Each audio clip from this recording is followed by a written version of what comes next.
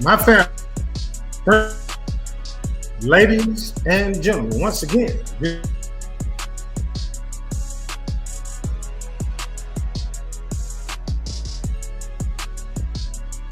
subscribe at KBRF Sports TV. All right, so what I'm talking about and all the other places you can reach me is on here. I am going to respond to what Skip Bayless talked about because I think it's very important, and I'm in agreement with him. I don't always agree with him on some things, but I'm in agreement with him. So I'm gonna play what he talked about, then I'm gonna stop, and then I'm gonna go back. Well, I'm gonna stop, and then I'm gonna give my 2 cents, my 3 cents. Okay, let's get it.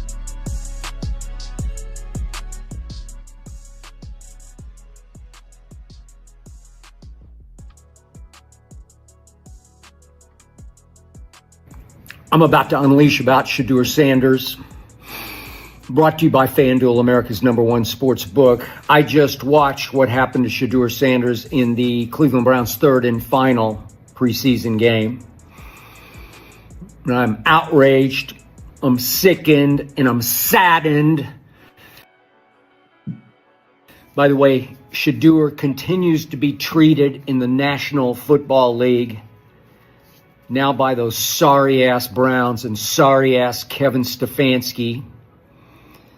So, yeah, Flacco started today, and I'll give you this, he played well. He was 9 out of 10 for 71 yards, threw a couple of nice balls.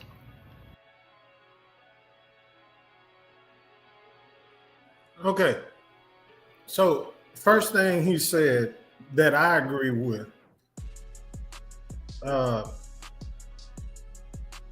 Cleveland is sorry. they just can't win. They have never been able to have a good quarterback room. I mean, this goes back years and years and years. Baker Mayfield, all these other guys. They've never had that. And I'm sure what he's getting ready to talk about is Shedeur never had an opportunity. Why? Because look what they put in front of him. And I'm sure now most of you know that offensive line, they all got cut Sunday. Today's Monday. They all got cut. So that's who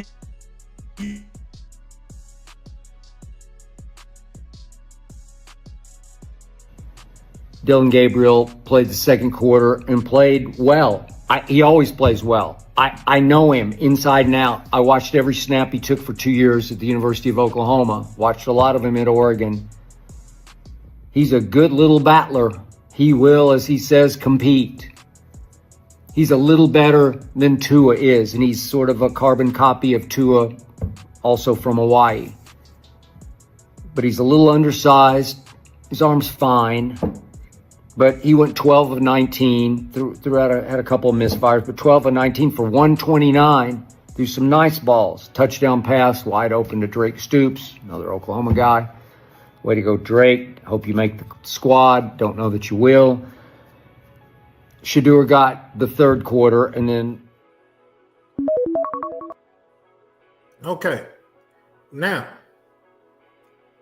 this is the point that I have always talked about. I'm not dogging them. I'm not going to dog them because I've seen him play when he was at, Colorado and Oregon and so forth. By the way, I'm a season ticket holder. But here's the deal. And I believe Skip is going to talk about that, but they tailor-made the offense for him to be in the shotgun. So come on, glad you asked. This is what I'm talking about. You didn't see him coming from under the center. You saw him in the shotgun. He was able to get the passes out in the flat, this, that, and another. So what happens, should he get the opportunity to get in a regular season game because Flacco hurt or he's not playing well? So I guess all they're going to do is be in the shotgun because that's actually what he's used to, and that's why he performed well. Because if you go back and look at the game, when he came from under the center, and this has been the way it has been through training camp and the games he's played, he has a problem seeing over the offensive line because they keep talking about he's 5'11". He's about 5'9", 5'9.5". The dude is short. I've seen female reporters and they looking up over him. But when he's throwing out of the pocket and not throwing into the flats, the ball sails and is over the receiver because he can't see over the the defensive line nor the offensive line. So therefore, you're going to get your receivers knock the crap out. And that's just the truth. You're going to get your receivers knocked the crap out. You didn't have to worry about that. I think you went to Central Florida or UCF, whichever one. Then you went to Oklahoma. Then you went to Oregon. You played 6 years in college. All the same offense. Same offense. And the offense that you played, shotgun. So you were able to get the ball out quick. All right, let's keep on going. Let's see what Skip says. Let's go. Give Skip a chance to get back on here. Everybody that's on here, please go ahead and drop your comments once it's over, because I'm excited to see what y'all got to say. Give me one moment. This is the first time I did this type of commentary. I'm very excited. I'll clean it up. I'll be in Boulder on Thursday, August 28th. So, yeah, I'll be there. I'm just waiting on Skip to hop back on, y'all.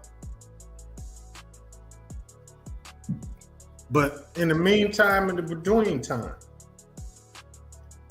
what I would like to say, and I'm sure Skip is going to talk about this, which is, here's the deal. My most problem with this whole thing is, yes, he was the 3rd round pick. Okay. Can't argue with that. However, Stefanski, Kevin, said it was going to be an open competition. We didn't see an open competition. Shedeur never had an opportunity to practice with the 1s nor the 2s. Dillon Gabriel, his last game against the Rams, he played with, if I'm not mistaken, with the 2s.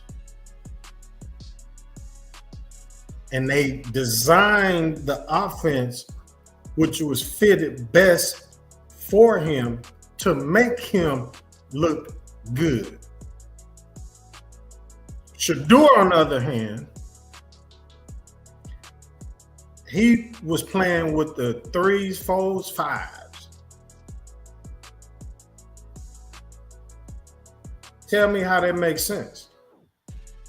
But you want him to be able to perform in the same manner, but yet, as soon as the ball is snapped, the defensive ends from both sides, they right in his face. The defensive linemen, they right in his face. Now, I know some gonna say, yeah, but he did the same thing at Colorado. Yep, he did, because he thought he could still make it happen. I do understand. And again, you got to know when to throw the ball away. I'm not an excuse-making person. Excuses are monuments of nothing. Those who use those terms of incompetence are masters of nothing less. So I ain't making no excuses. However, I do have a problem with him not having the same opportunity to have the same type of offensive line in front of him. Same running backs, same receivers that Dillon Gabriel had the opportunity to play with. And obviously, you all see I'm having some technical difficulties with getting Skip Bayless back on here. But hey, I ain't got no problem. I know how to run my mouth. I know how to run my mouth about what I saw. And what I didn't see is Shedeur getting the same type of treatment from OTAs, training camp, preseason, the whole 9 yards. So what I'm gonna do, I'm gonna answer your questions that I'm sure that y'all gonna get. Y'all gonna ask me rather. Some of you might say, well, he got drafted in the 5th round. Okay, he did. However, he was projected to be a 1st-round pick, if not the first, or in the top 5 picks. Didn't happen. Is what it is. He still got to go out and perform and do whatever it's going to be, right? So we agree on that. I hope that I can get my great friend, we go back from elementary school, Holy Family, Jackson, Mississippi. I was his quarterback. He was my receiver. I threw his first touchdown pass in his whole career. His name is Jimmy Smith Jr.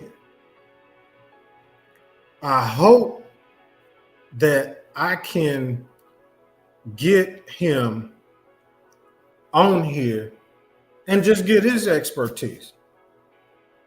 He played in the NFL, 2 Super Bowl rings, receiver. I'm about to unleash about Shedeur Sanders. Brought to you by FanDuel, America's #1 sports book. I just watched what happened to Shedeur Sanders in the Cleveland Browns' 3rd and final preseason.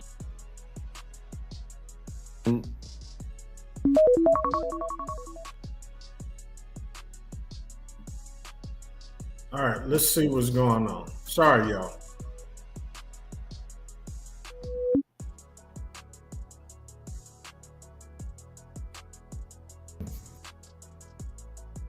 All right, a good chunk of the 4th quarter, and it was a disaster, except for the very first play. Shedeur escaped right, threw a really nice ball up the boundary to somebody named Sal Cannella. I don't know Sal Cannella. I had to look him up. Played, this is his 4th NFL team, bounced around minor league football. Undrafted free agent back in whatever it was, 2020, and unsigned as an undrafted free agent. Nobody signed him. He's not even listed on the Cleveland Browns depth chart at tight end. There are 4 listed right now on the ESPN.com depth chart, and he's not even listed. So he's at best the 5th tight end on this squad. Will he make the practice? I have no idea. I doubt he'll make the squad, but that's what Shedeur was stuck with. Shedeur obviously held the ball too long, but he's trying to make a play because he's trying to make a splash. He made a big splash in that first preseason game when everybody was hurt and they had no choice but to play him, and he lit them up. He shamed them and the NFL in the first preseason game with that performance. It was spectacular and completely unsurprising to me because I'm going to say it again one more time. I said before last college football season started that Shedeur should go first overall or Travis Hunter 1-2-2-1, whether the team drafting first needed a quarterback. But Shedeur should have been the first quarterback drafted. And then my man Mel Kiper, who's been doing this a long time, as long as I.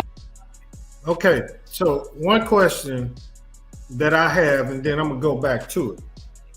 What do you all think that his draft status should have been? And I want honest opinions from all over the world. Remember, go to KDRS Sports TV, like, subscribe, hit that bell notification button. I want an unbiased opinion. Not the fact that I'm a Shedeur Sanders fan. I want to know, what do you think that should have occurred? Should he have had the same opportunity that everyone else had? I mean, because at the moment and during training camp, Pickett was still getting practice with the 1s and 2s, but he never played a preseason game. And what is being said, he's going to be number 2. So, unbiased opinion, whether you're, Shedeur Sanders fan or not, that's what I want to know. So, you ain't doing it on here, but hit me up on my YouTube channel. But let's go ahead. I've been doing it. Doubled down and said Shedeur should go first of all the quarterbacks. That was his final mock drafting, his final big board. Shedeur Sanders was the best quarterback in the draft, said Mel Kiper Jr., who's been doing this for a long freaking time. Had him rated and ranked above Cam Ward, did Mel Kiper. And then Mel threw a fit on air that night that Shedeur fell through the first round of the draft. He did. And then continued to fall, fell all the way, obviously, to 144th in the draft, 5th round pick. I know a lot of people think this is just some woke opinion. It's not a woke opinion. I know woke. I'm just telling you, this young man can play quarterback at the highest level in this league. He is capable of being a franchise quarterback and taking a team to the promised land. I watched him at Jackson State. I watched him for 2 years at Colorado. He didn't have much of an offensive line. He still doesn't have. Okay. I'm going to stop again. I know y'all tired of me. But check this out. I live in Cedar Hill, Texas. He played right around the corner in high school from where I live. I'm an alumni at Jackson State. I've seen him for 2 years. I'm a season ticket holder at Colorado. I'll be there Thursday. I've seen him play. So once again, Colorado, first year, 4-8. We can all agree he didn't have an offensive line.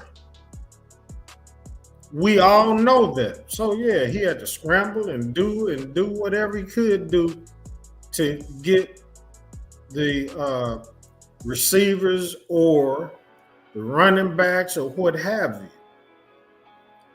Because Coach Prime only got there in December. Remember that. So go back to 24 last year, 9-4. Had an opportunity to get some folks. Go through the transfer portal.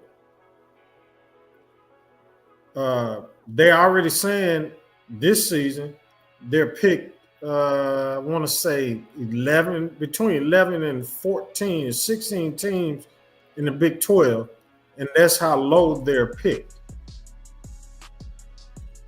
I see something totally different.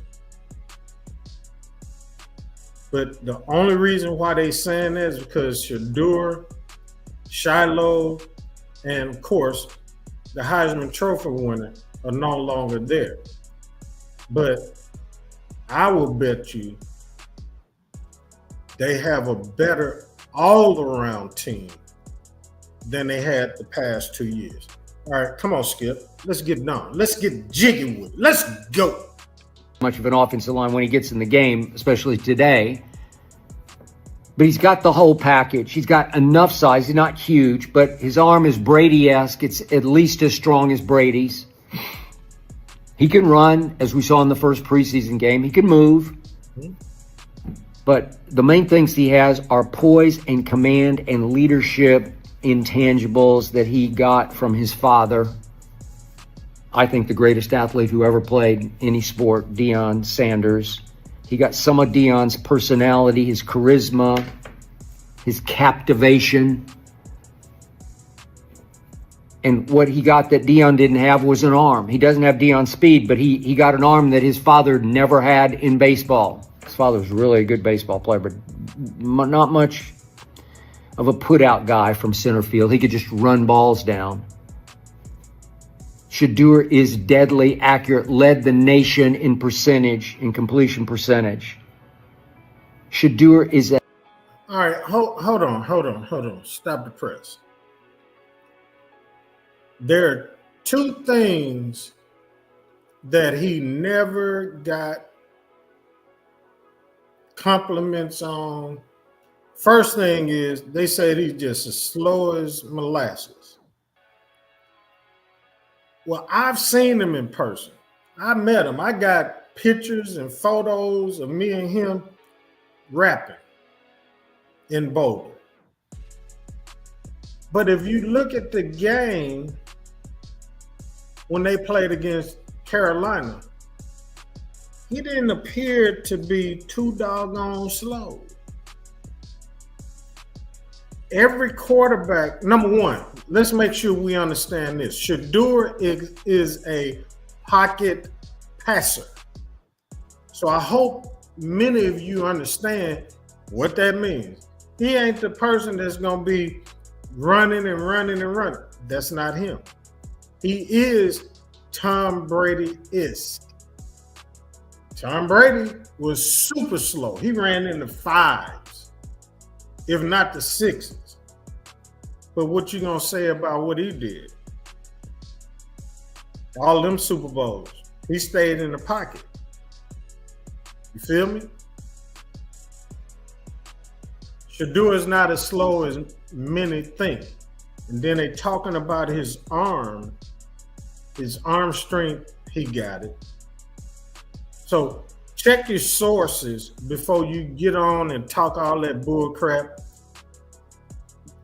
I've seen it. Now, I hope y'all seen it. I ain't talking about what you see on TV. I've seen it in person. All right, so come on, Skip. Talk to me. Let's wrap. As tough mentally and physically as any college quarterback I have ever seen. I got it. He's got the exotic cars, and he's got the attitude. He's got the swag. He's got the... Yeah, I got it. He got that from his dad. But he backed... All right, Skip, hold on. Why do we have a problem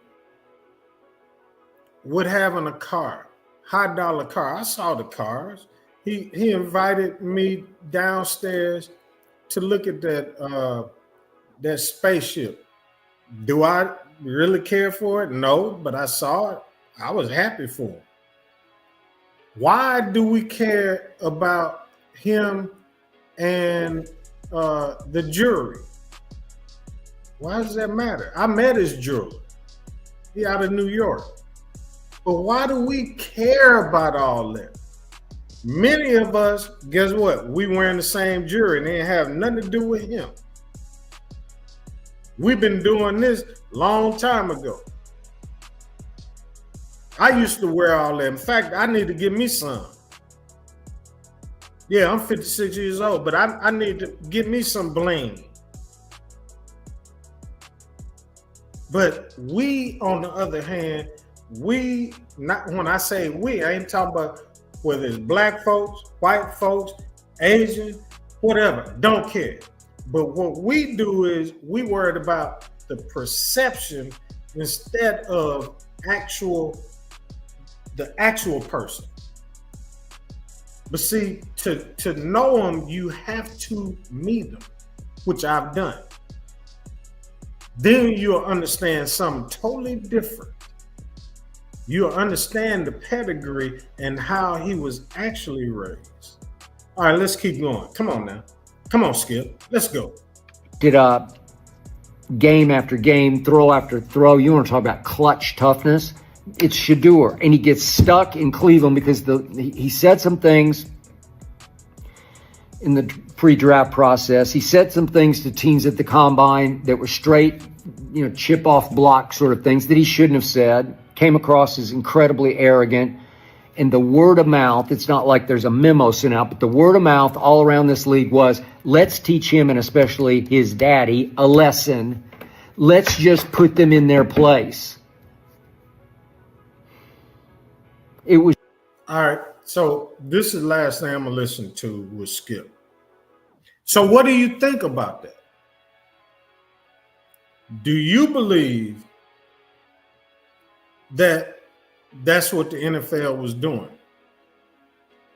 Too cocky, arrogant, winning the NFL meetings with his